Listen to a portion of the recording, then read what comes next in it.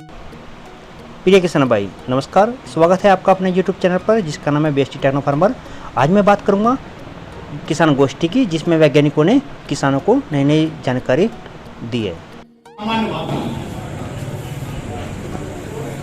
हम लोग उस युग के हैं जो उन्होंने हल चलाते हुए भी खेती देखी और ट्रैक्टर भी देखा, आज अपनी ड्रोन से भी छिड़काव का सपना देखते हैं। हो सकता है कुछ बड़े किसानों ने ड्रोन लेके चालू भी कर दिया। हमारी पीढ़ी में धुएं भी हुए और आज ड्रिप खेती भी हम करने जा रहे हैं, लेकिन दो तीन चीजों की कमी महसूस है। हम लोग बचपन में थे, मेरा अपना अनुभव है, जब हम लोग बरसात के बाद खेतों की तरफ निकलते थे तो सोधी सी खुशबू आती थी खेत में, और घर में अगर गोभी की सब्जी बन जाए और फिर धनिया पड़ जाए तो उसका महत्व पूरे परिवार में किचन के अगल बगल दिखाई पड़ता है। आज कितनी भी अच्छी सब्जी बना, मसाले का प्रयोग बढ़ गया, तेल का प्रयोग बढ़ गया है, लेकिन वो स्वाद जो सादे मसाले में आ जाता था वो आ नहीं गया। कहीं ना कहीं कुछ तो घटा है। क्या घटा है, इसी के चिंतन का एक दौर था जब हम गेहूं आया करते हुए लाल गेहूं, हमारे प्रधानमंत्री ने कहना पड़ा था कि जय जवान जय किसान का नारे के साथ साथ उन्होंने सभी मंत्रियों को कहा था कि आपकी कोठियों में जो जमीन पड़ी है वहां पर फसल पैदा कीजिए, और ये लाल बहादुर शास्त्री जी को माननीय कहना पड़ा था कि एक टाइम का भोजन न करो। तब देश के हर व्यक्ति को भोजन पहुंचाने का होता, और तब परिस्थितियां ऐसी थी कि हमने रासायनिक खादों का और उन्नत बीजों का प्रयोग करना चालू किया। आज हमारी भंडारण क्षमता है कि आज आपका गेहूं यूक्रेन के युद्ध समाप्त होने के बाद विदेशों में जा रहा है और किसान को जो मूल समर्थन योजना उससे ज्यादा मूल्य मिल रहा। आज हम हमारे भंडार बढ़े हुए, हमारी गवर्नमेंट आज जो है कोरोना काल में कोई बंदा भूखमरी से न मरे इसके लिए अनाज वितरित करती फ्री में। इतनी क्षमता हमारे किसानों ने पैदा कर दी, लेकिन किसान खुद भी दो तीन चीजों से मालूम हो रहे हैं, क्योंकि हम जिस जीवन को जी रहे हैं हमारा है कि हम अगली पीढ़ी को देके जाएंगे। जो भी हम जी रहे हैं, हमारी तीन चीजें तो हमारी प्रमुख है। पहली है कि हम जिस भूमि पे खेती कर रहे हैं, जिससे अधिक से अधिक उत्पादकता ले रहे हैं, हमारी अपनी अगली पीढ़ी को हम वो भूमि देके जाए, उसकी हालत में देके जाए कि कम से कम वो व्यक्ति भूखा न मरे, कि हम स्वच्छ जीवन स्वच्छ जल सबको चाहिए। हमारी गवर्नमेंट ये प्रयास कर रही है माननीय प्रधानमंत्री की दिशा में, क्योंकि हम अनावश्यक भी दोहन करते हैं पानी का, अनावश्यक भी गन्ने खेत में चालू कर दिया तो चालू है, आवश्यकता भर गई है तब भी चालू है, और घर में यूज करने ज्यादा तो हर घर में नल योजना बताई गई है। वो ये है कि हम नल का पानी को उतना ही सप्लाई करें जितना आपको आवश्यकता हो और उतने प्रयोग करें, क्योंकि ये जल आप अत्यधिक मात्रा में करोगे तो हो सकता है अगले आने वाली पीढ़ी में, मैं अम्बेडकर नगर का रहना हूं, वहां के एक ब्लॉक पर यह हो गया है कि हमारे 40 फीट पानी है, हम लोग कभी आरो नहीं लगाते, 40-30 फीट पे नल कर देते, एक बार में झटका मारते एक लोटा पानी बन, और आज हालत है कि उसकी एक ब्लॉक नल, ये उधर के रहने वाले हैं त्रिपाठी जी भी जानते होंगे कि एक ब्लॉक जलालपुर के पास है और वहां पे हालत हो गई कि 120 फीट पानी मिलता उस पूरे क्षेत्र में।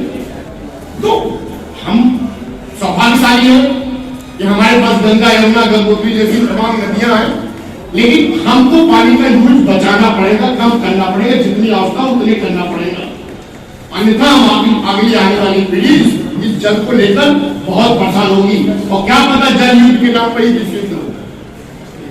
दूसरी चीज, हमें प्रदूषण सबको स्वच्छ ऑक्सीजन लेने का हक है। हमें हमेशा ये ध्यान रखना है कि हम अगली आने वाली पीढ़ी को स्वच्छ हवा दें।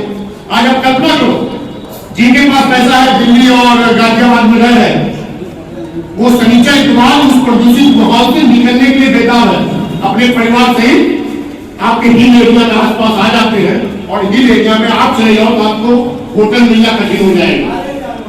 क्यों भाग रहे हैं?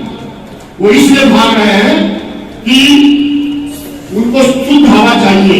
एसी में बैठे हुए व्यक्ति भी यहाँ पर भाग रहे हैं आपके हिल एरिया में 2 दिन बिताने के लिए। कोरोना काल में आपने देखा कि लोगों ने गांव की तरफ मुंह किया, चारों से गांव की तरफ मुंह किया, अब हम लोग वो हैं जो गांव को इस तरह में रखें कि हमारा गांव इतना समृद्ध रहे, इतना अच्छा रहे कि हम ये, जैसा कि एक समय यह था कि हमने रासायनिक उर्वरक और उन्नत बीजों से किया, फैशन लौटता है, हमेशा फैशन लौटता है, आपका पहनावे का लौटता है, आपके रहन सहन का लौटता है। हमें याद है बचपन में हमारे यहाँ जब कोई मेहमान आता था तो हम लुके छुपे आस पास मम्मी के पास, दादी के पास घूमते थे कि आज गेहूं की रोटी बनेगी, और गेहूं की रोटी की लड़ाई रहने के लिए हम अपने टाइम भोजन नहीं करते, क्योंकि मेहमान को खिला देंगे गेहूं की रोटी मिलेगी।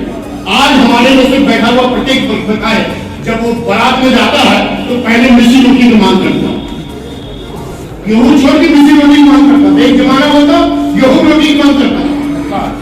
तो इसलिए इस परिवर्तन को समझिए। अब आपके पहला क्वेश्चन है कि लीजिए, पहले तो आपने बढ़ाया रासायनिक में, अब आप कह रहे हैं ना, इसलिए कह रहे हैं उसका प्रयोग कर आप पंजाब जैसे क्षेत्र में जहां कीटनाशक का ज्यादा प्रयोग हुआ, कैंसर के कितने मरीज आए। हमें आज भी हमारी भारत सरकार ने इस चीज को बड़ी अच्छी तरह समझ लिया है, इसीलिए वो चाहती है कि हम अपनी मिट्टी को बनाए रखने के लिए गोबर युक्त खाद की तरफ वापस लौटे। हर घर में बैल होते थे, हर घर में जानवर होते थे, हम बैलों का प्रयोग बहुत करते थे। एक गुड़ होता था जहां हम खेतों में डाल के गड्ढा करके रखते थे और कुआं वगैरह डाल देते थे, उस खाद को डालते थे। लेकिन आज हमारे पास जानवर नहीं है, या हमने जानवर का खाद कम कर दिया है, बस हमने डीएपी दिया और डीएपी डाल के अपनी फुर्सत ले ली। तो हमें गोबर की तरफ लौटना। यूरिया, अब बात आती है नैनो यूरिया का प्रयोग। डीएपी की मात्रा कम करोगे, गोबर युक्त खाद करोगे, अपनी मिट्टी की उर्वरता बनी रहेगी, अगली पीढ़ी को मिट्टी अच्छी हम देके जाएंगे। उसी मिट्टी को अच्छी देके जाने में नैनो यूरिया का है। ये तीन चीजों का, दो चीज आपको रखती है। एक तो प्रदूषण अच्छा रखेगी, हम स्वच्छ हवा देके जाएंगे, और एक हम जमीन की उर्वरता अच्छी लेके जाएंगे। सीधी सीधी बात है। अब हम सभी किसान हैं, मैं भी किसान हूं, हम जानते हैं यूरिया का 2 बार छिड़काव फसलों में अमूमन करते हैं, उसमें 3 बार करते हैं। मात्रा चूंकि मृदा परीक्षण कराते नहीं, अपना एक है कि जैसा कि सदानंद साहब ने बताया कि एक बोरी लिया और हमने अपने 5 बीघे में डालते हैं, 1 एकड़ में डालते। इनकी बात सही है कि एकदम सुना लो नैनो यूरिया इसका हल्का प्रयोग किया। 2-3 चीजें इसके बारे में मैं बताना चाहूंगा कि बहुत अच्छी चीज है। नंबर 1 चीज, बिना सब्सिडी के 240 रुपए में मिल रही है। भारत सरकार के ऊपर सब्सिडी का कोई भार नहीं। अगर भारत सरकार का पैसा सब्सिडी से बचेगा तो किसान सम्मान निधि जैसी अन्य योजनाओं में वो पैसा आपके पास वापस आ सकता है, आपका इंफ्रास्ट्रक्चर डेवलप हो सकता है।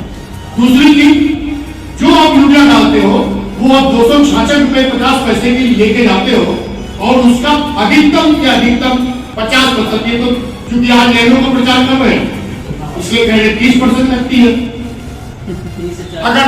अगर वैसे करते तो कहते नहीं, मोटा वाला तो 55% और बाकी वाला 50%।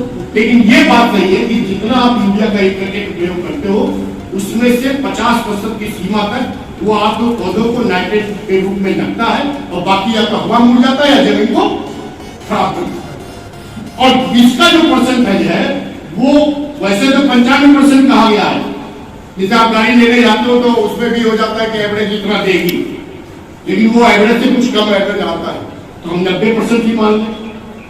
तो 240 रुपए की वस्तु जिसका हमने पैसा लिया है वो आपका प्रयोग 90% कर रही है, यानी 230 रुपए से 220 रुपए का प्रयोग आपके खेतों में जा रहा है।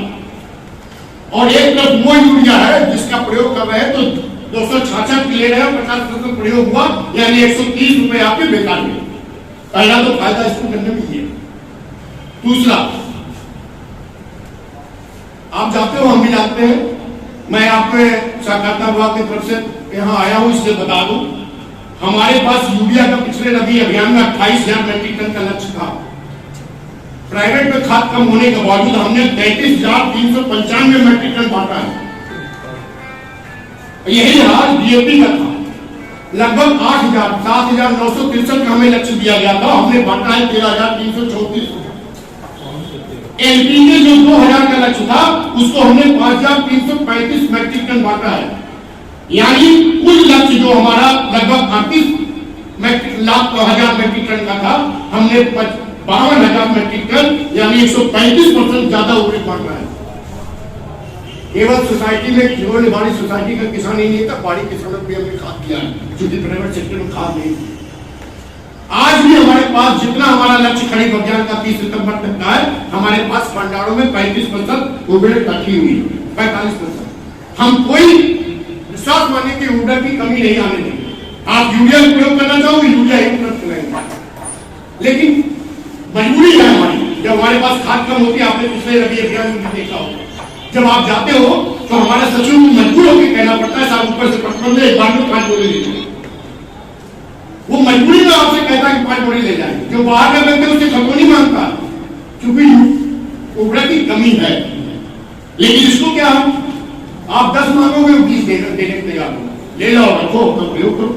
तो क्यों ना हम इस पे आ जाए कि पहली बार भी हम छिड़काव करते हैं नाइट्रोजन का, वो यूरिया से कर ले, और दूसरी बार का इससे कर ले।